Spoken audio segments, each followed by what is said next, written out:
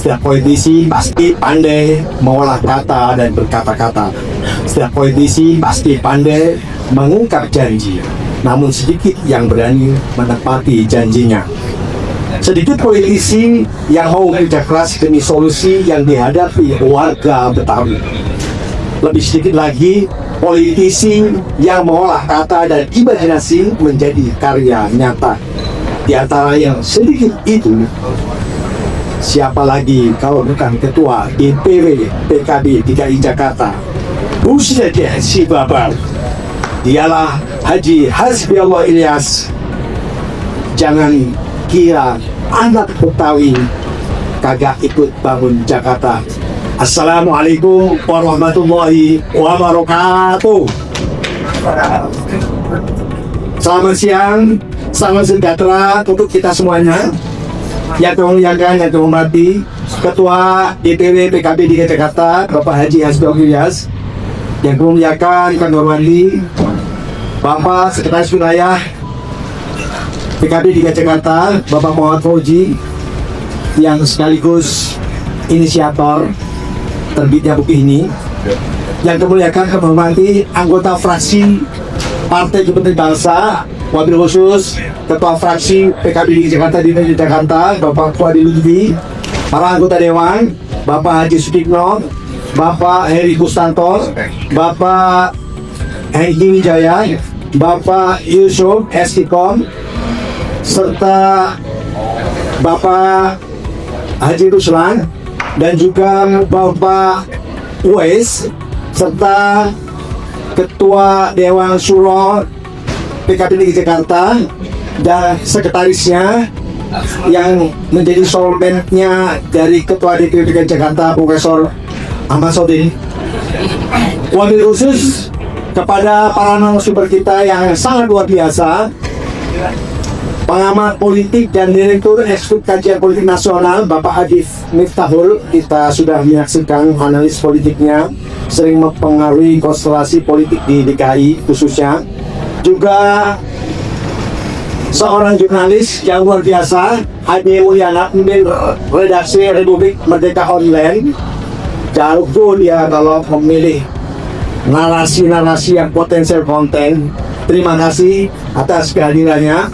Saya sendiri, Ahmad Khalil, yang mendapatkan tugas untuk menjembatani gagasan pikiran sang ketua kita menjadi sebuah karya yang hari ini mungkin sudah ada di tangan bapak-bapak dan ibu-ibu sekalian. Pada hari ini, alhamdulillah, pertama kita bersyukur karena kita berada dalam satu momen yang sangat istimewa.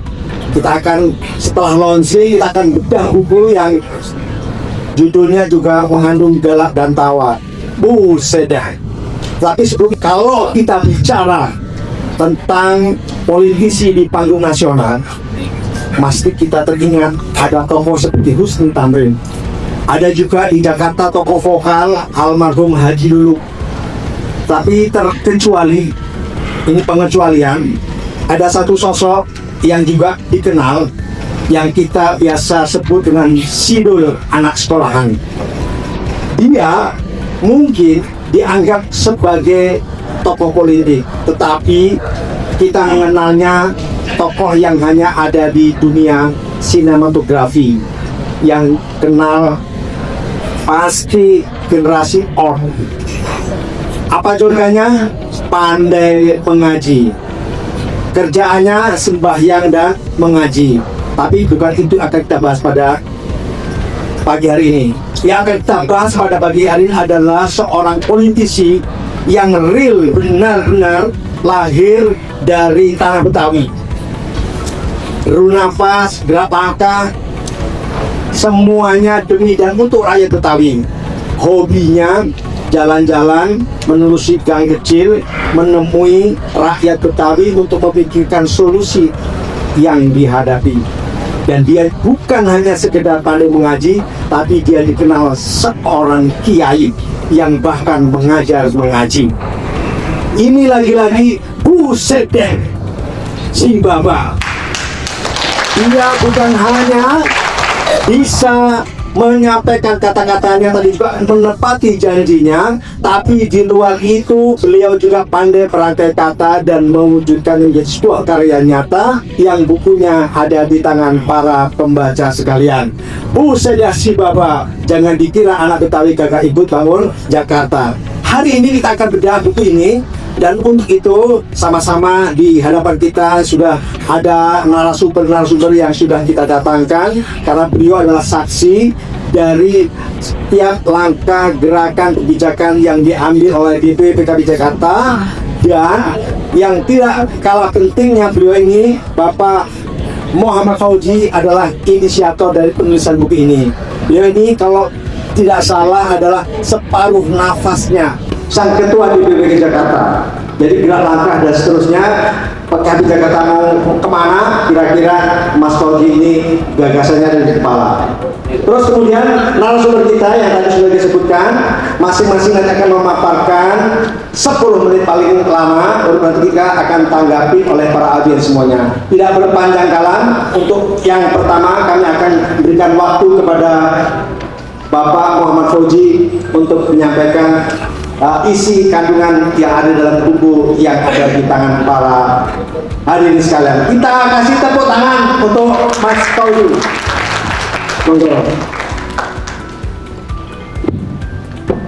Baik, assalamualaikum warahmatullahi wabarakatuh.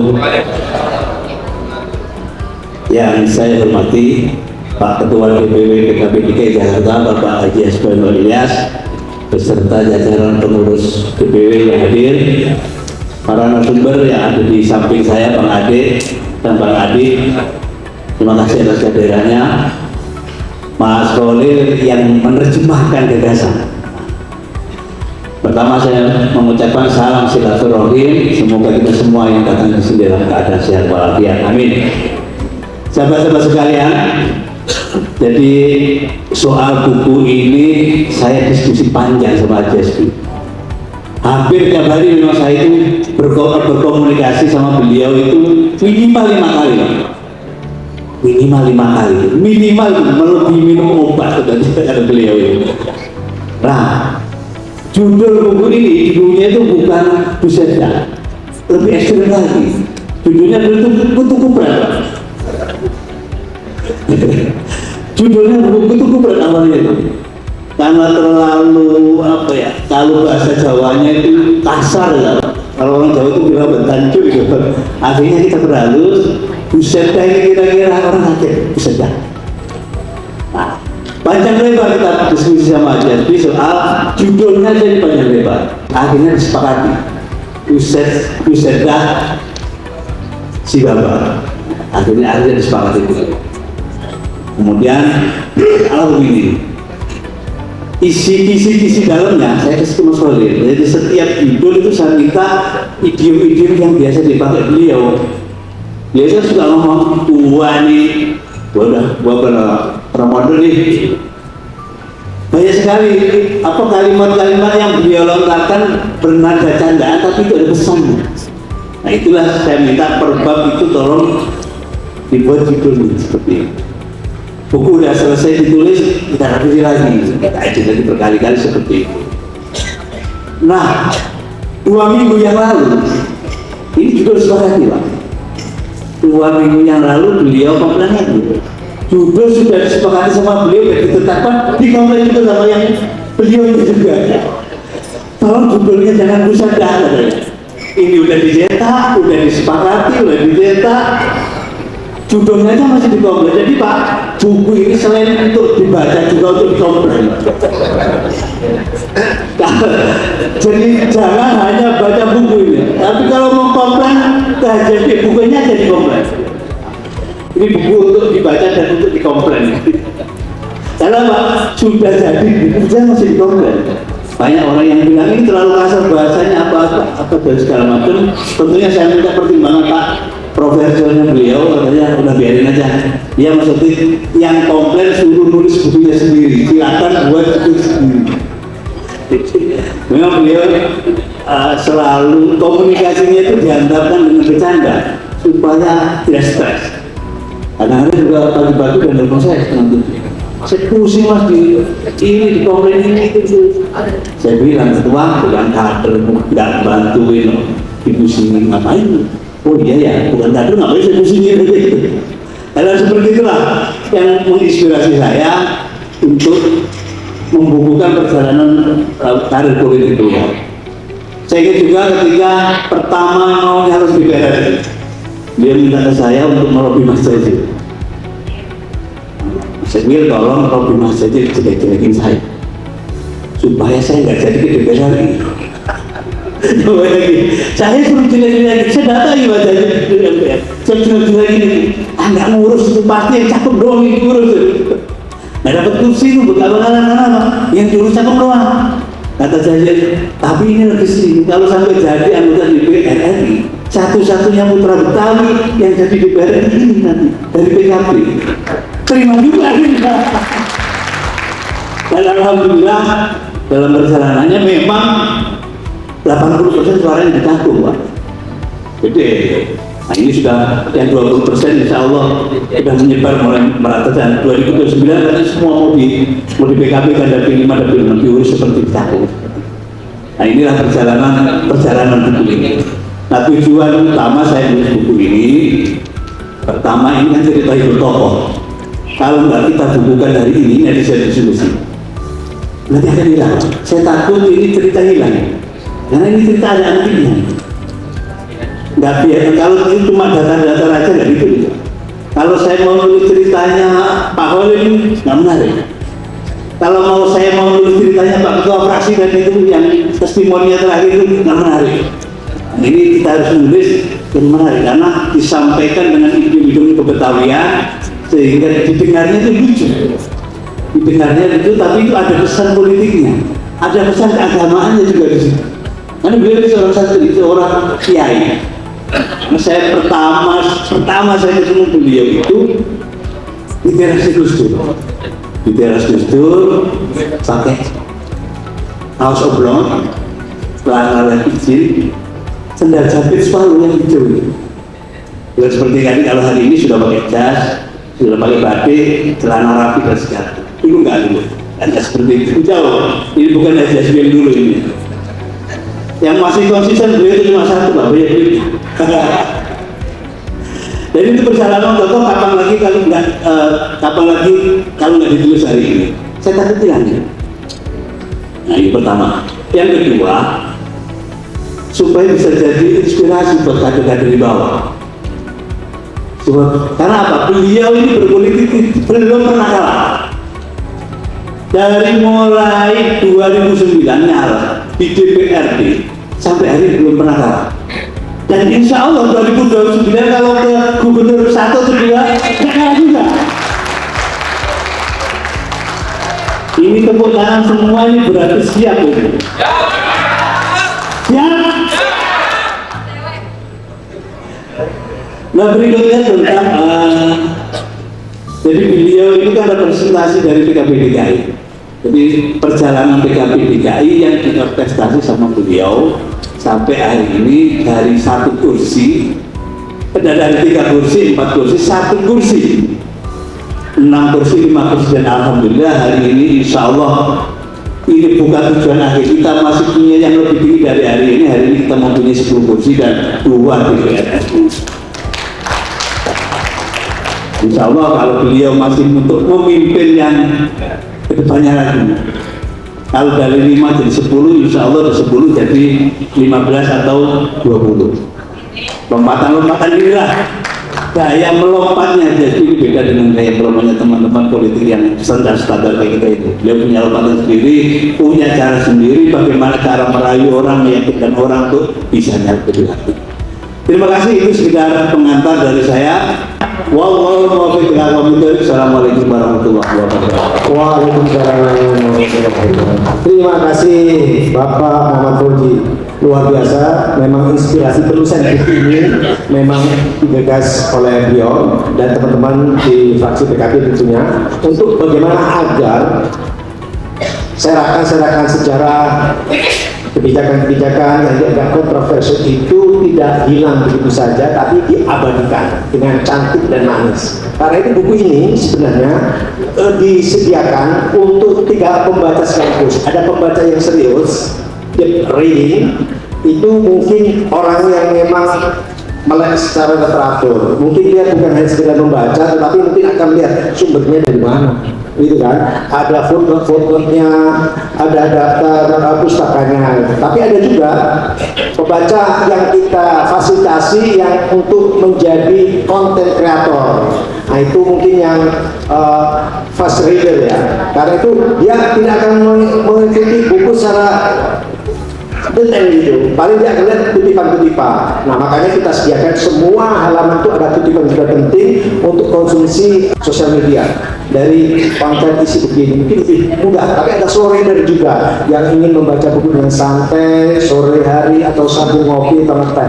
Oke, Bapak dan para peserta diskusi buku yang berbahagia, untuk selanjutnya kita akan berikan kesempatan 10 menit ke depan kepada pembicara kita berikutnya, yaitu Mas Adi Mulyana, karena beliau ini yang mungkin sehari dari kerjaannya melototin seteman dari para politisi di DKI Jakarta, terutama sekali juga mungkin tidak terkecuali adalah Ketua DPD PKB di Jakarta dan yang sekarang ini Mas duduk di Komisi 3 DPR RI. Nah ini karena itu kepada Mas Adi Mulyana waktunya kami persilakan. Silakan. Terima kasih. Assalamualaikum warahmatullahi wabarakatuh. Profesor Sodri Wesayangli, Walau kita Lisan dan Program. Selamat siang, Bapak. Kalau Bapak itu berarti Bapak ya sebenarnya kan. Ini sebenarnya menjadi ciri khas NU tersendiri nih, bahwa NU Jakarta ternyata memang punya ciri khas yang lain dibandingkan NU Jawa Timur lah gitu. Biasanya kalau misalnya kan Gus, kalau di sini Bapak gitu. Yang pertama saya tentu harus mengucapkan permohonan maaf nih ya kan, karena sempat memviralkan. Karena saya sadar betul tuh Bang, ketika kita berhadapan dengan seseorang yang manhajnya itu aswaja, terus kemudian pada makom tertentu makomnya itu sudah level tinggi gitu. Kalau salah-salah dan minta maaf, ya kita malah kena tulah ya kan begitu. Seperti cerita tadi itu kan, karena dihina, terus karena dikecilkan, justru kemudian berbalik ke mereka. Nah saya nggak mau tuh persoalan di dalam memviralkan tadi itu balik ke saya ya gitu. Jangan karena ada kasus sempat memviralkan abang gitu misalnya, kemudian nanti saya nggak jadi pimpinan malah gagal jadi Menkominfo, kan nggak kacau gitu kan. Jadi mending saya ngambil duluan salah ya kan, dan minta maaf. Itu pertama Bang. Yang kedua begini, saya itu kadang agak susah memahami, membaca apa sebenarnya nilai yang sedang diperjuangkan, saya pribadi ya, apa sebenarnya nilai yang sedang diperjuangkan oleh guru-guru kita yang di manhaj aswaja tapi makomnya itu sudah tinggi. Misalnya nih pertanyaannya misalnya soal Gus Dur lah gitu.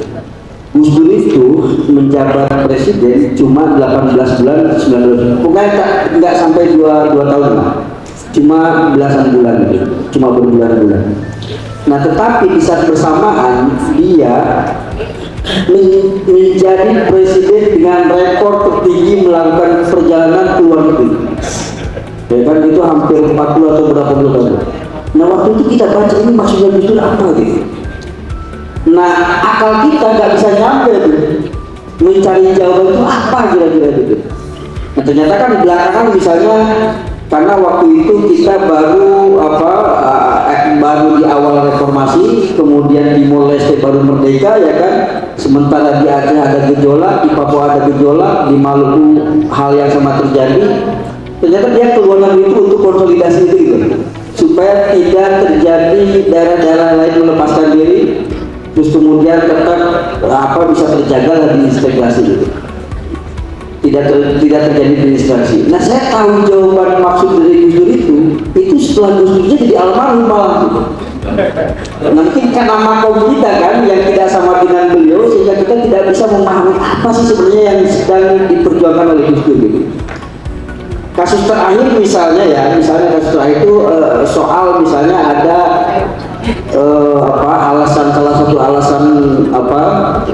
Gus Yahya dimakzulkan itu misalnya soal Israel ya gitu.